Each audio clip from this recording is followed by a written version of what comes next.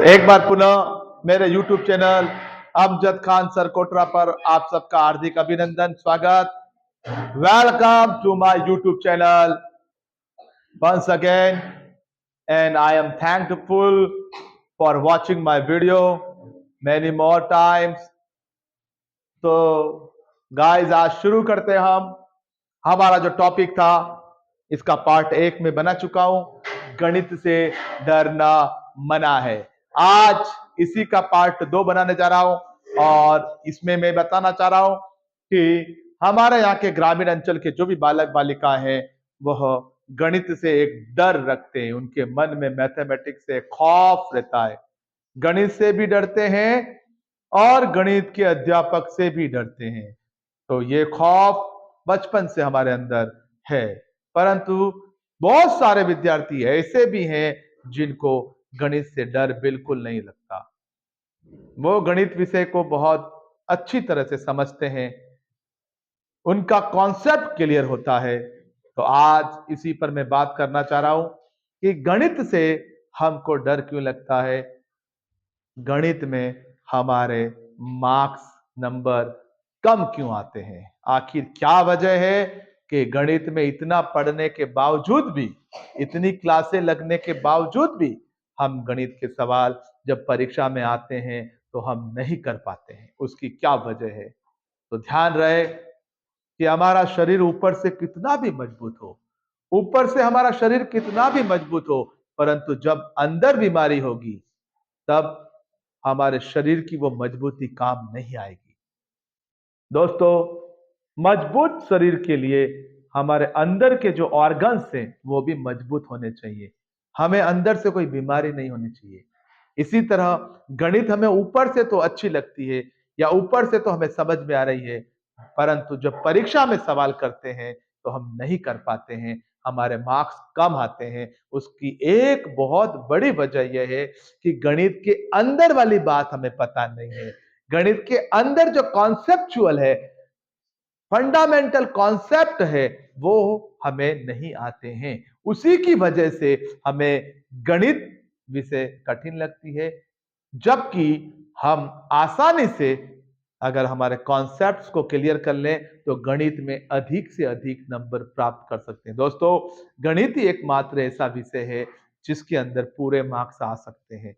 अगर आपका प्रश्न का उत्तर और उत्तर लिखने का तरीका सही है और आपका आंसर आपने उस विधि से निकाला है तो यकीन मानिए कि आपको गणित में सबसे ज्यादा नंबर मिलेंगे और गणित से आपके परसेंटेज अच्छे बन जाएंगे। गणित विषय लेने के बाद 11th और 12th के अंदर अगर आप मैथमेटिक्स लेते हो तो आपको इंजीनियर बनने का रास्ता साफ हो जाता है, आप इंजीनियर बन सकते हो। तो ध्यान रहे कि इंजीनियर बनने के लिए गणित बहुत जरूरी है और गणित एक ऐसा विषय है जिसके माध्यम से आप अन्य बहुत सारे फील्ड में, साइंटिफिक फील्ड में आप जा सकते हो, सांख्यिकी के फील्ड में आप जा सकते हो, स्टैटिक्स और रिलेटिविटी के फील्ड में आप जा सकते हो, एक अच्छे साइंटिस्ट बन सकते हो, एक अच्छे पायलट बन सकते हो, आप नेवी के बहुत बड़े ऑफिसर बन सकते हो। गणित विषय में अगर आप अच्छे हो तो गणित पढ़ने वाले में हम ये मानते हैं कि गणित पढ़ने वाले की सोच थोड़ी बुलंद होती है, वो अच्छा और नेक सोचता है। तो ध्यान रहे कि गणित के अंदर हमारा जो टॉपिक है वो गणित से डरना मना है। तो आइए हम शुरू करते हैं हमारा टॉपिक, गणित के प्रश्नों को हल करने का तरीका। आखिर क्या ऐसी चीज है, हमें क्या चीज आनी चाहिए? तो ध्यान रखना, गणित की जो आधारभूत संकल्पनाएं हैं, जहां से गणित को जन्म होता है, आधारभूत संकल्पनाएं जो है वो बहुत ज्यादा इंपॉर्टेंट है। जो हमने पहली कक्षा से लेकर 9वीं कक्षा तक पढ़ा है वो सब उसकी आधारभूत संकल्पनाएं हैं और इन्हीं को ज्यादातर हम कक्षा 1 से लेकर 5 में हमारे आधारभूत संकल्पनाएं डेवलप हो जाती है। यह आधारभूत संकल्पनाएं जो कॉन्सेप्ट है वो डेवलप हो जाते हैं, हमारे विकसित हो जाते हैं। अगर हमने कक्षा 1 से 5 तक में अच्छी पढ़ाई की है तो यकीन मानिए कि हम आगे की कक्षाओं में अच्छे नंबर ला सकते हैं। अगर कक्षा 1 की और 2 के अंदर या 5 में या 8 तक अगर आपने इन कॉन्सेप्ट्स को अच्छी तरह क्लियर कर लिया और इनमें से बारीकी से आपने समझ लिया कि सवाल को हल करने का तरीका क्या है, सवाल के साथ कैसे ट्रीट करना है, how can we treat the questions and how can we get the answer. हमें अगर आंसर निकालने का फॉर्मूला और प्रोसेस याद है, तरीका याद है, तो हम यकीनन आंसर निकाल सकते हैं। देखिए बेटा, हमें परीक्षा के अंदर उत्तर लिखने का तरीका भी आना चाहिए। ऐसे नहीं कि जोड़ कर रहे हैं, पर जोड़ कैसे कब करनी है ये ध्यान रखना। ऐसे नहीं कि आपने घटा दिया, गुणा कर दिया। नहीं बेटा, ये ध्यान रखना इक्वल कहाँ लगेगा, प्लस कहाँ लगेगा, माइनस कहाँ लगेगा। ये सब चिन्ह वज्र गुणा कब करना है, पक्षांतरण कब करना है, ये सब चीज ही हमारी आधारभूत संकल्पना है। और गाइस, आज हम इसी के ऊपर बात करेंगे। गणित के प्रश्नों को हल करने का तरीका, आधारभूत संकल्पना है। क्या है पहली संकल्पना? बोर्ड मास।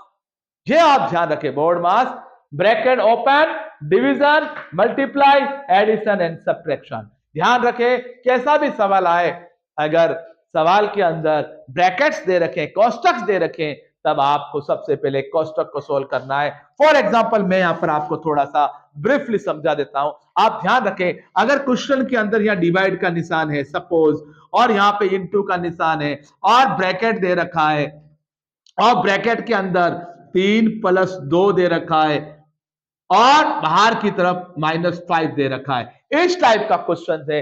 देखिए, इस क्वेश्चन में मैंने लेने की कोशिश की है कि डिवाइड का निशान भी लिया है, मल्टीप्लाई का निशान भी लिया है, ब्रैकेट्स भी लिया है, प्लस भी लिया है, और माइनस भी लिया है। ध्यान से देखिए, मैंने सब साइन लिए। मैंने बोर्ड मास के अंदर ब्रैकेट भी लिया है, डिवीजन भी लिया है, मल्टीप्लाई भी लिया है, एडिशन भी लिया है, एंड सब्ट्रैक्शन भी लिया है। अब हमको इसको हल कैसे करना है? अब हम लोग क्या करते हैं, हम इसको एक अपने हिसाब से सरल करते हैं। हम पहले भाग देते हैं ऐसे। हमको ऐसे नहीं करना है। जैसे सपोज यहां पर 20 ले लेते हैं। अगर सपोज थोड़ी देर के लिए मैं मान लेता हूं, ये मेरे पास एक सवाल आया। अब अगर मेरा कॉन्सेप्ट सही है, हमें सवाल को उसके हिसाब से सरल करना है, अपने हिसाब से नहीं करना है। हम गलती यही करते हैं, हम अपने हिसाब से सरल करते हैं। और गणित ये कहती है, मुझे मेरे हिसाब से सरल कर, मेरे तरीके से हैंडल कर, मेरे प्रोसेस से तू मुझे हल कर, मैं तुझे उत्तर दे दूंगी। तो ध्यान रहे, ये गणित का एक तरीका है, गणित की एक विधि है कि हमें उसी को फॉलो करना है। मैंने क्या लिखा? Bracket open. क्या लिखी? सबसे पहले कोष्टक वाली संख्या को सरल करो। अगर कोष्टक के अंदर गुणा वाला निशान है तो गुणा कर लो, कोष्टक के अंदर अगर भाग का निशान है तो भाग दो, कोष्टक के अंदर अगर माइनस का निशान है तो माइनस कर लो, कोष्टक के अंदर योग यानी प्लस का निशान है तो प्लस कर लो। पहला काम करना है, कोष्टक को सरल करना है। ध्यान रहे, बाकी सबको हमको ऐसा के ऐसा लिखना है। प्लीज मेरे इस वीडियो को जरूर देखें, समझने की कोशिश करें, क्योंकि ये चीजें कहीं भी आपको नहीं मिलेगी, कहीं भी ये कोई इतनी डीपली आपको नहीं समझाएगा। तो मैंने आपको पहले जो बेसिक चीजें मैं बता रहा हूं, वो इसी के अंदर आपके गुणा भी आपको क्लियर हो जाएगा, इसके अंदर आपका घटाना भी आ जाएगा, भाग भी आ जाएगा, और इसी के अंदर गुणा भी आ जाएगा। तो ये कॉन्सेप्चुअल बात में आपकी चारों बातें पूरी हो रही है। साथ में कोष्टक भी आ रहा है, कोष्टक आ रहा है, भाग आ रहा है, गुणा आ रहा है, जोड़ आ रही है, और लास्ट में घटाने का निशान बाकी आ रही है।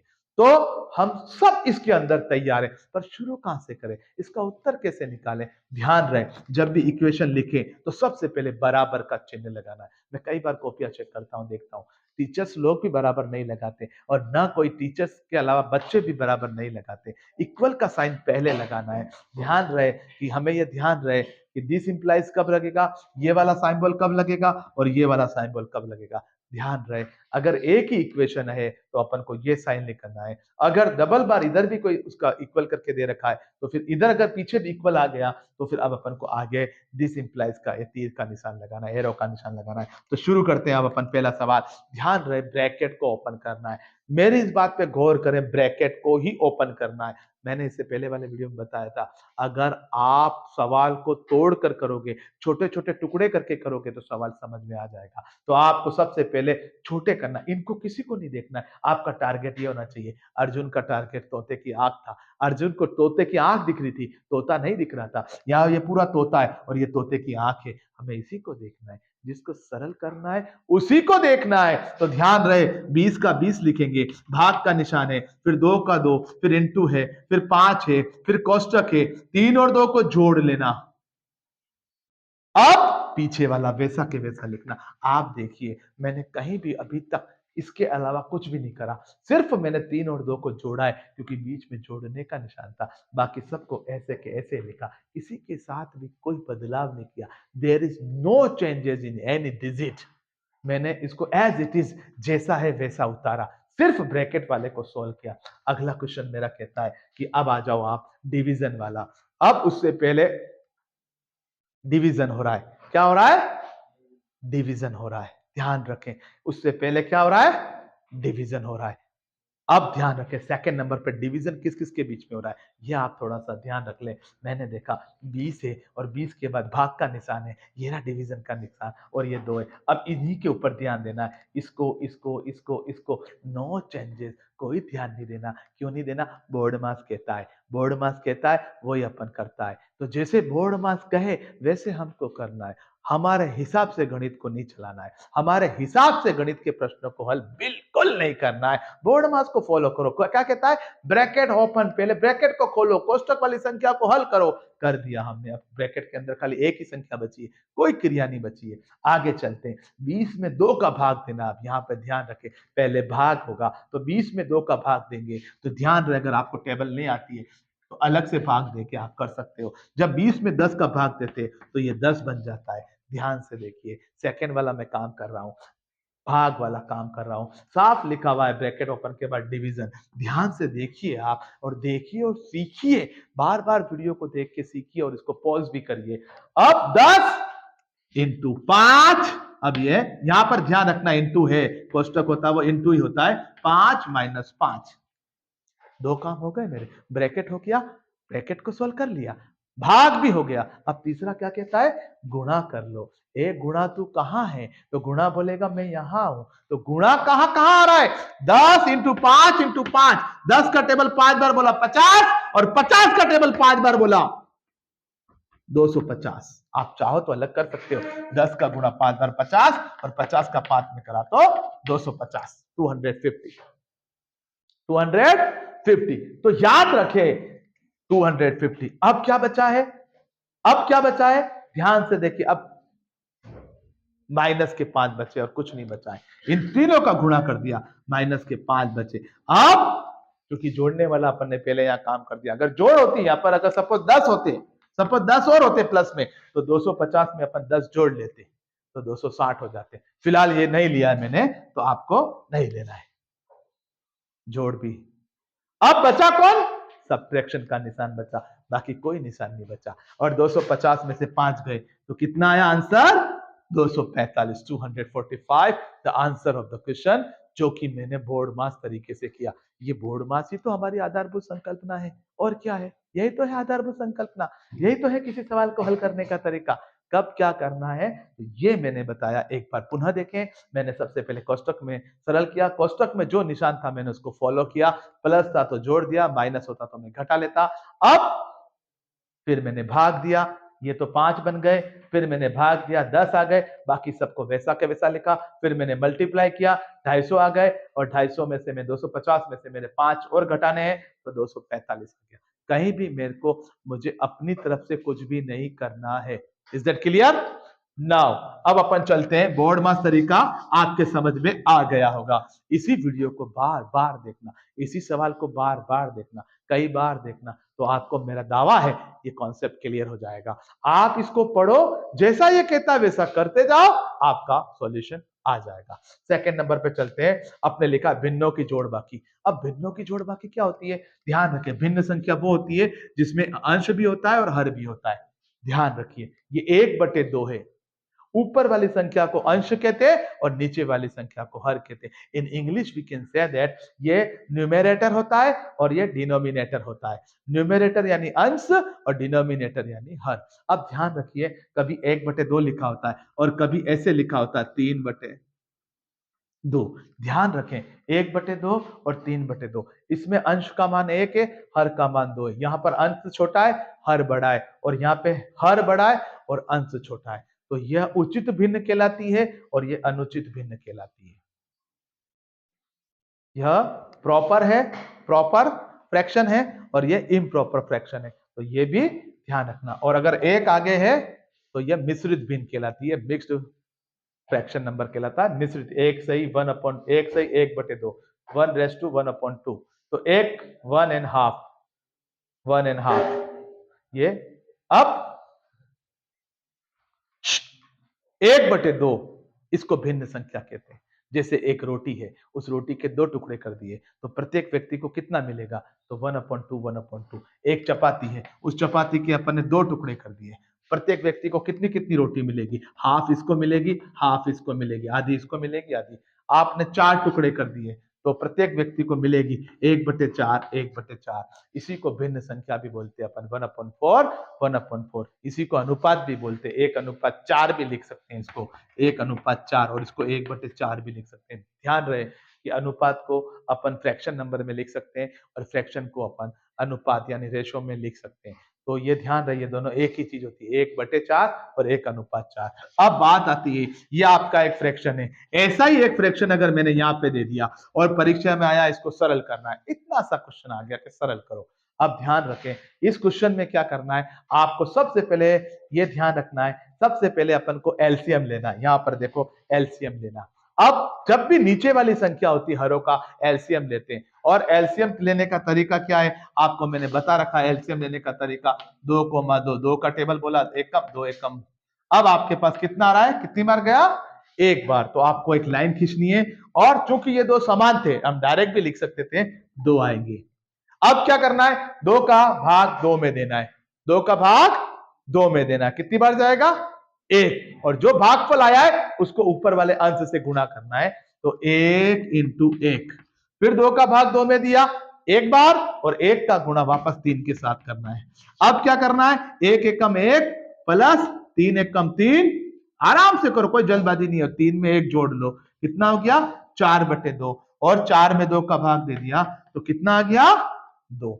अपन अगर देसी भाषा में समझे तो ये हाफ कहलाता है और ये 1.5 कहलाता है, ये आधा कहलाता है और ये 1.5 कहलाता है। 1.5 और आधे में जोड़ते हैं तो 2 किलो ही होता है। अगर 1.5 किलो शक्कर है उसमें आधा किलो शक्कर और मिला दी, 3/2 का मतलब 3 का आधा, और 3 का आधा, 3 का आधा कितना होता है, 3 का आधा होता है 1:1/2, 1.5 कहते हैं इसको। तो 1.5, 1.5 एंड हाफ को जोड़ते हैं तो 2 हो जाता है, ये ध्यान रहे। तो ये इस तरह से ये प्रोसेस चलता है। अगर यहाँ पर कोई संख्या दूसरी आ जाती है, सपोज 6 आ गया, अब आपको क्या करना है, ध्यान रखें, ध्यान से देखिए। अब आपको एलसीएम लेना है, 2 और 6 का एलसीएम। आपको नहीं आता है, आप इस तरीके को फॉलो करें। लघुत्तम लेने का एक तरीका होता है, 2,6। आप रफ में ये काम कर सकते हैं। सबसे पहले छोटी टेबल प्राइम फैक्टर करो इसको, और छोटी टेबल ले लो और एलसीएम डायरेक्ट ले रहे, 2 1 जा 2। प्राइम फैक्टर से भी कर सकते हैं पर इससे करो, 2 3 जा 6, अब 3 का जाएगा 1। अब आपके पास कितना आया, 2 इंटू 3, कितना आया एलसीएम, 2 इंटू 3। तो अब 2 इंटू 3 का गुणा करते कितना आता है, 6। अब ध्यान रखें, तो इसका एलसीएम कितना आ जाएगा, 6। अब एक अपन यूं भी समझ सकते हैं, ऐसी कौन सी संख्या है, छोटी से छोटी संख्या, जिसमें जो 2 के टेबल में भी आती है और 6 के टेबल में भी आती है। ऐसी कौन सी संख्या है जो 2 के टेबल में भी आती है और 6 के टेबल में भी आती है, वो संख्या 6 है। जो 2 के टेबल में भी 6 आ रहे हैं और 6 के टेबल में भी 6 आते हैं, 6 कम 6, 2 3 6। तो ध्यान रखें, वह छोटी से छोटी संख्या, लीस्ट कॉमन मल्टीपल एलसीएम, वह छोटी से छोटी संख्या जो दिए गए दोनों टेबल में आती, पहाड़े में आती, 2 के टेबल में भी 6 मिल जाएगा आपको और 6 के टेबल में भी 6 मिल जाएगा। तो ये ध्यान रहे, हमको यहां से करके 6 लिखना है। अब वही तरीका, इस 6 में इस 2 का भाग देना है तो 3 बार जाएगा, 2 3 जा 6, और ऊपर वाली संख्या के साथ वो भागफल जाके गुणा हो जाएगा। ध्यान से देखिए, ये भिन्न संख्याओं की जोड़ बाकी है, प्लस अब 6 में 6 का भाग देंगे, 6 कम 6 एक बार जाएगा, और 1 को 3 से गुणा करेंगे तो अपने पास आ जाएगा ऊपर 3 प्लस 3 और नीचे 6। तो 3 और 3 को जोड़ते हैं तो 6/6, और 6 में 6 का भाग देते हैं तो कितना आता है, 1 आता है। अगर यहाँ पे माइनस का निशान होता, अगर यहाँ पे माइनस का निशान होता तो हम यहाँ पे माइनस लगा देते हैं, तो 3 में से 3 जाता तो कितना बचता, अगर 6, अरे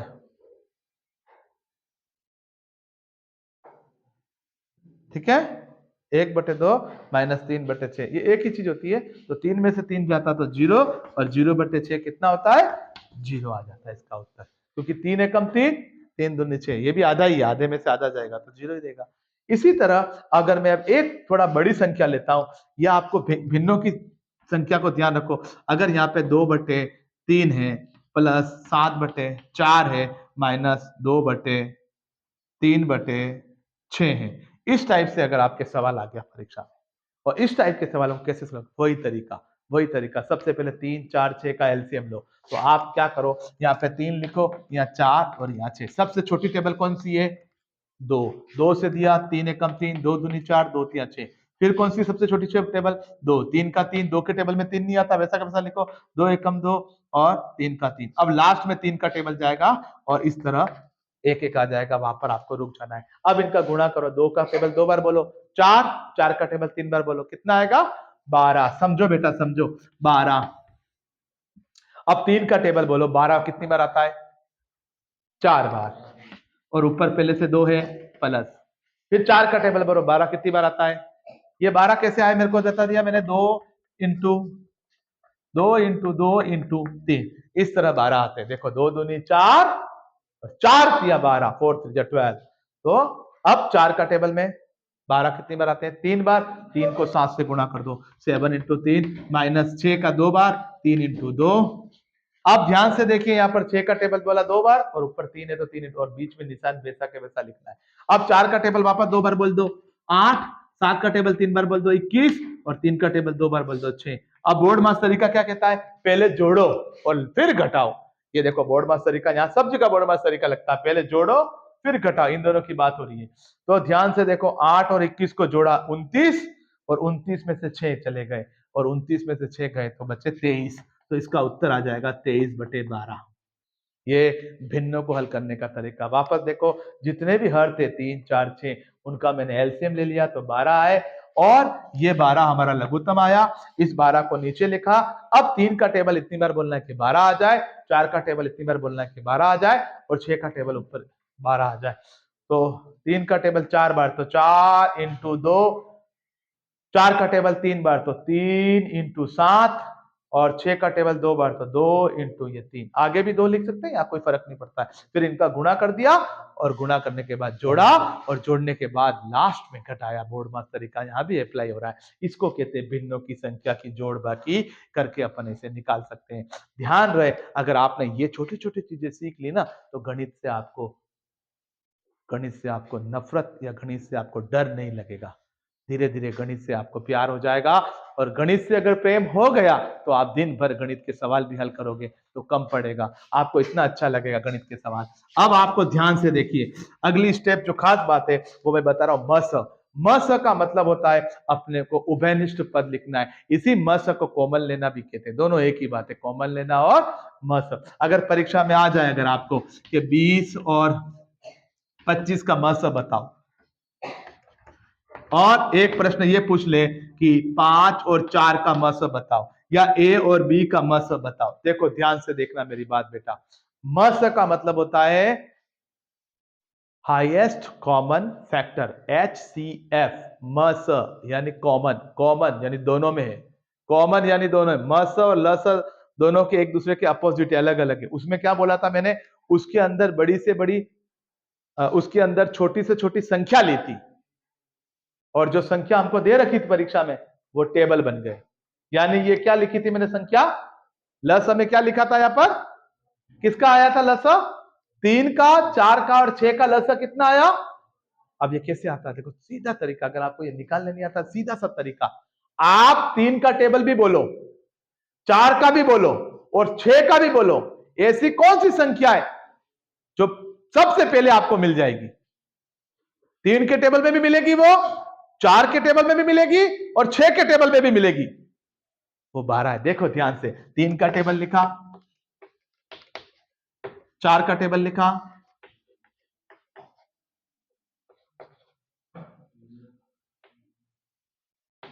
और 6 का टेबल भी लिखा।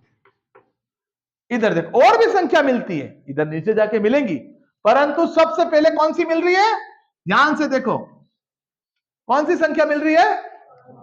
12 एक ऐसी संख्या है जो 3 के टेबल में भी आती है, 4 के टेबल में भी आती है, और 6 के टेबल में। 3 4 और 6 को पहाड़ा समझ लो, और उसमें से देख लो सबसे पहले कौन आ रहा है कि सर 12 ऐसी संख्या जो जिसमें 3 का भी भाग पूरा पूरा जाता है, 4 का भी जाता है और 6 का भी। ऐसे समझ लो 12, या ऐसे निकाल लो आप इसको, एक एक टेबल का भाग। अगर जिसमें भाग नहीं जा रहा है उसको वैसा, 2 का टेबल बोला, 3 में नहीं जाता ऐसा कैसा, इसमें जाता एक बार, इसमें नहीं जाता ऐसा कैसा। इस चीज को समझने की कोशिश करो। ये तो लस कहलाता है। और मस निकालना है, इसका उल्टा कर दो।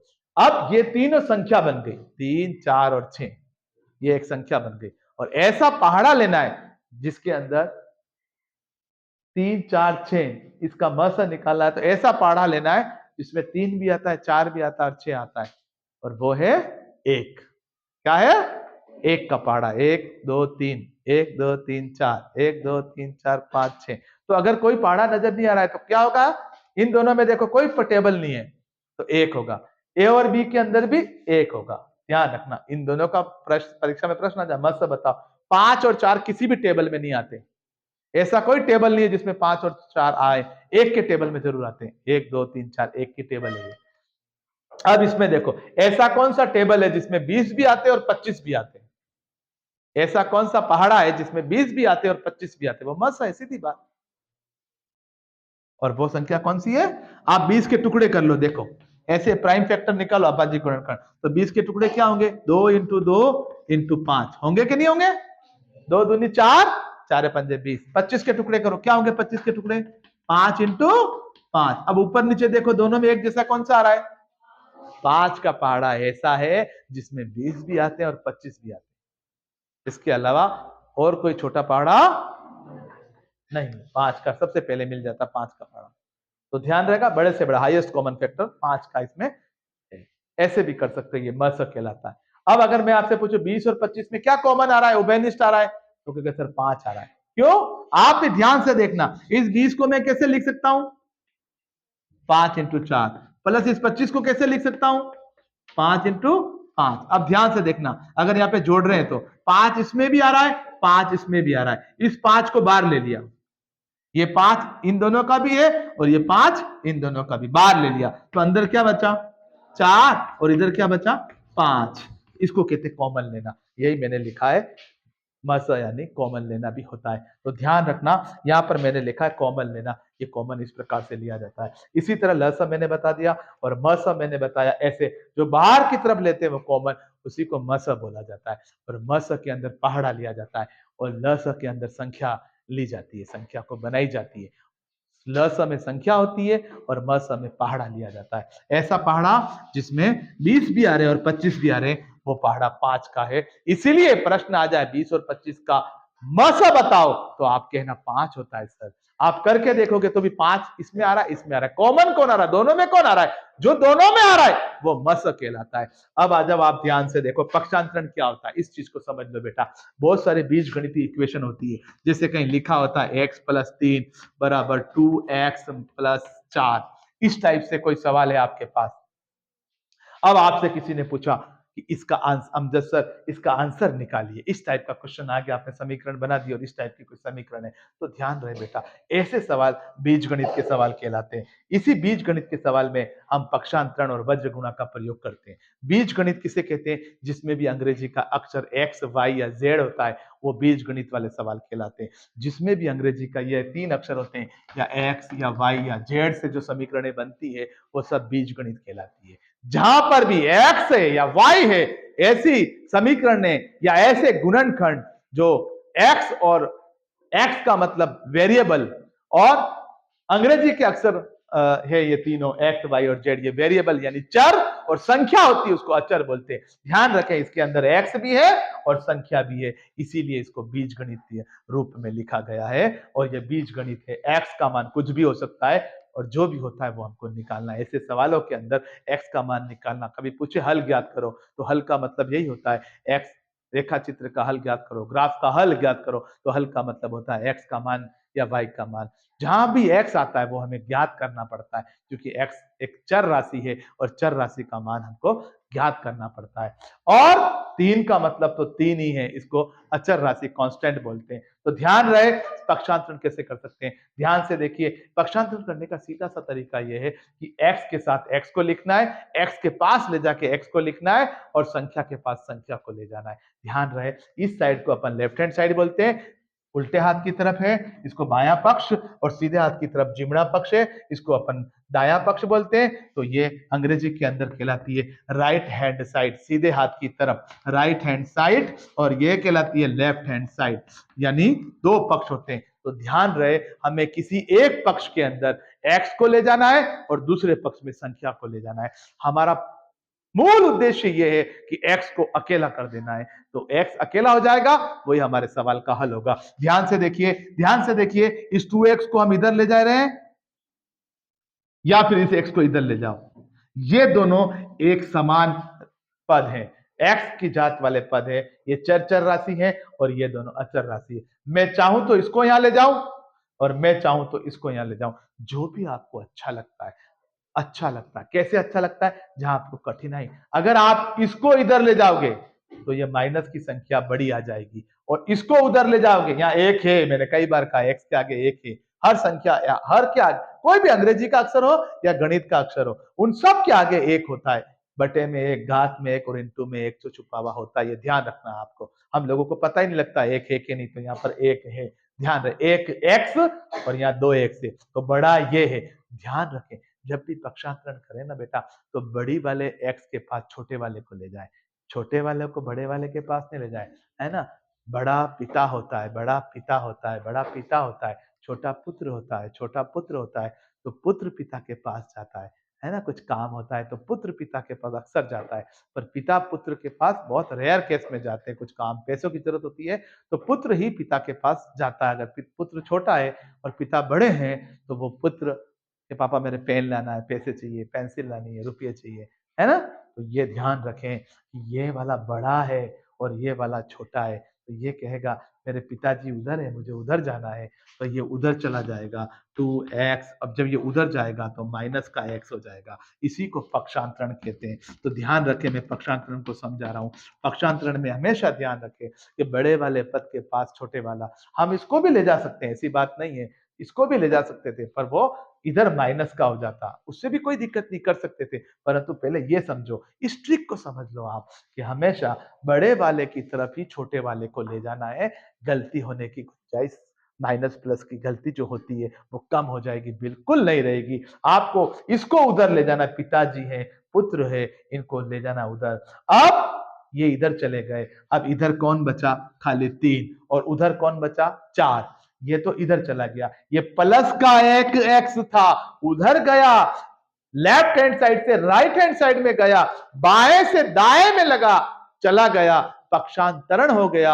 यानी पक्षांतरण का मतलब होता है जब कोई चर राशि एक पक्ष से दूसरे पक्ष में जाती है, या चर राशि एक पक्ष से दूसरे पक्ष में जाती है, या तो लेफ्ट हैंड से राइट हैंड साइड में जाए या राइट हैंड साइड से लेफ्ट हैंड साइड में आए, तो उसका चिन्ह बदल जाता है, उसका चिन्ह बदल जाता है। अगर उसके आगे प्लस का चिन्ह है तो माइनस बन जाएगा, अगर माइनस का चिन्ह है तो प्लस बन जाएगा, अगर कुछ भी नजर नहीं आ रहा है तो प्लस मानकर उसको उधर ले जाकर माइनस बनाना है, अगर यहां पर कुछ भी चिन्ह नजर नहीं आ रहा है तो प्लस मानकर उसको उधर ले जाके माइनस करना है। अब ये कहेगा भाई आप तो इधर आ गए, अब ये अचर वाला पद है, इसके साथ एक्स नहीं लिखा होता, वो अचर वाला पद होता है, एक संख्या, तो ये संख्या संख्या के पास जाएगी, तो ये +4 पूरा +3 की तरफ जाएगा, +4 +3 की तरफ जाएगा, तो ये प्लस का 4 इधर चला जाएगा, तो ये वाला इधर आ जाएगा, तो माइनस के 4 हो जाएंगे और प्लस के 3 तो है ही यहाँ पर।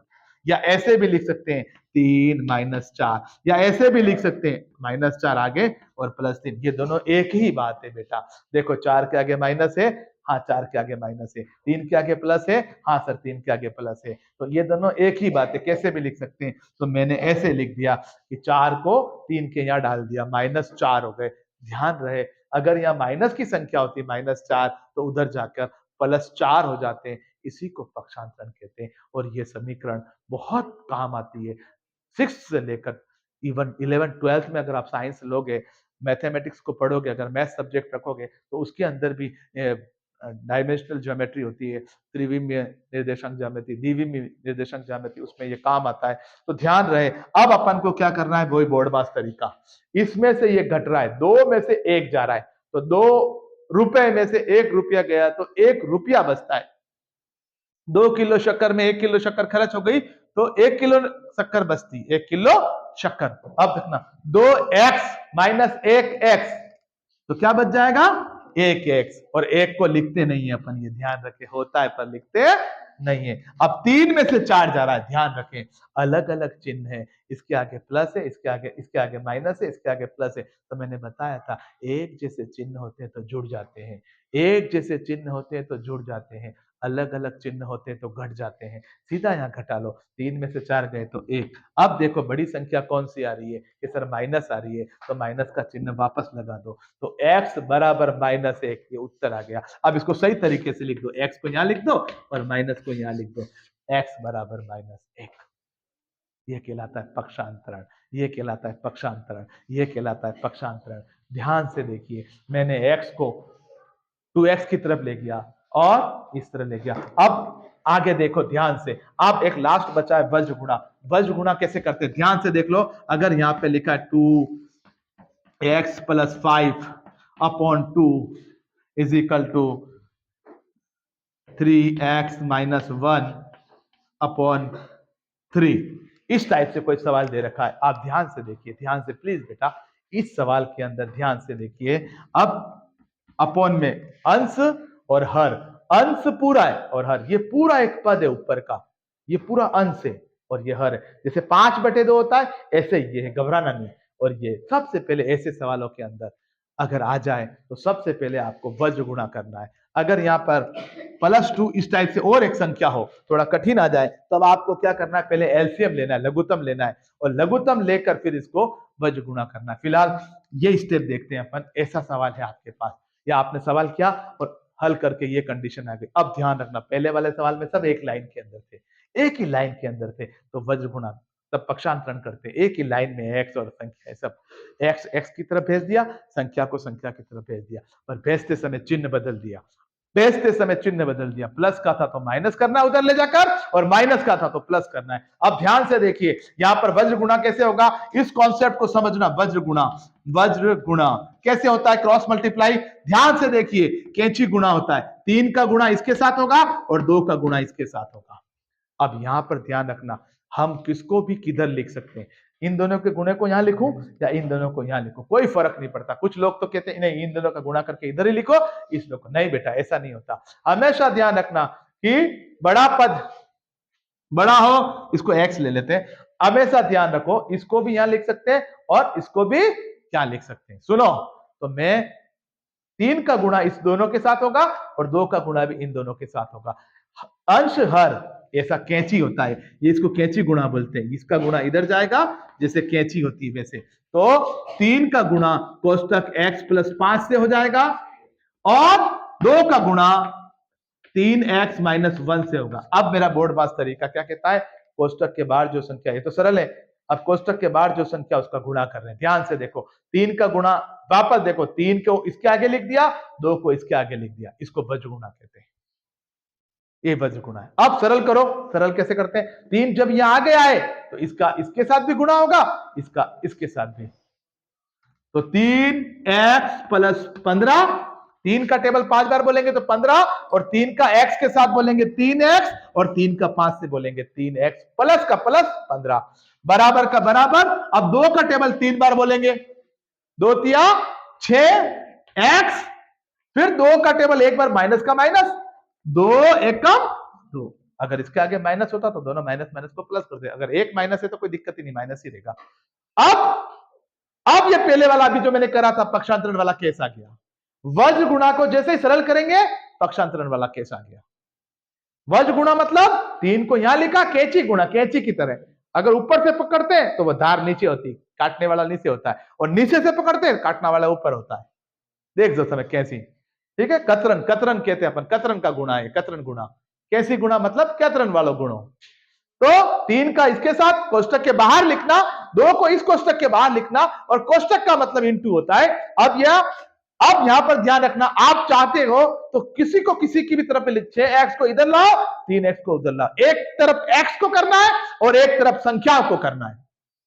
अब मैं क्या कर रहा हूं, अब की बार मैं 6x को इधर ला रहा हूं, 3x और इस 6 को इधर लाया तो माइनस के 6x, ये माइनस के 2 है इधर, और 15 को उधर ले गया तो माइनस के 15। वापस देखो, प्लस के 6x को मैं इस तरफ लाया हूं तो माइनस के 6x, पहले देखो ये उधर था, राइट हैंड साइड में था 6x, उसको लेफ्ट हैंड साइड में ले आया तो घटाने का चिन्ह आया, क्योंकि प्लस था 6x, इधर आया माइनस 6x। अब इसी तरह यहां पर देखो, राइट हैंड साइड में पहले से -2 है, परंतु ये 15 को उधर ले जाऊंगा तभी तो ये अलग अलग होंगे, तो 15 उधर गए तो क्या हो गए, -15। अब ध्यान से देखिए, प्लस के 15, अब आपको 3 में से 6 गए, 6 में से 3 जाते हैं तो प्लस के 3 बचते हैं, और 3 में से 6 जाते हैं तो माइनस के 3 बचते हैं। तो 3 में से 6 जाएंगे तो क्या बचेंगे, माइनस के 3x। अब 2 माइनस के 2 और माइनस के 15, इसको सरल करना है। देखो, कभी भी दिमाग में यह मत रखो कि जोड़ना है कि घटाना है, आप कॉन्सेप्ट याद रखो, दोनों के चिन्ह एक जैसे कि अलग अलग, एक जैसे, और एक जैसे जुड़ जाते हैं, हमेशा अलग अलग होते हैं। यहां पे अलग अलग थे, ये प्लस माइनस तो घट गए और बड़ी संख्या का चिन्ह आ जाता, सीधा सा कॉन्सेप्ट है। ये दोनों एक जैसे और जुड़ जाएंगे, प्लस प्लस भी जुड़ते हैं और माइनस माइनस भी जुड़ते हैं।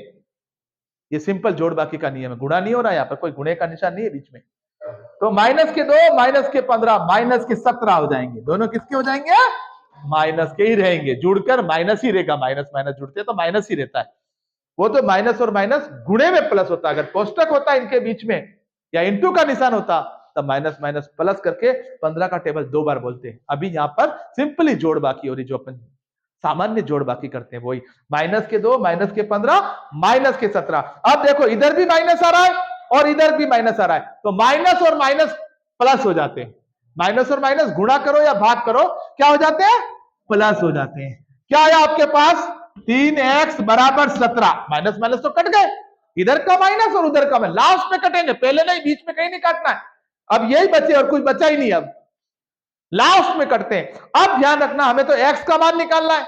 अब इसके आगे का जो 3 है, अंश है, अब यहां भी वज्र गुणा हो रहा है, ये 3 नीचे चला जाएगा, इंटू में 2 होता है, 2x यानी 2 इंटू x है तो 2 नीचे चला जाता, लास्ट में जाएगा। ये ध्यान रखना, जब ये दोनों संख्या बची 5x बराबर 20 तो x बराबर 20/5, 20 के नीचे 5 आ जाएगा।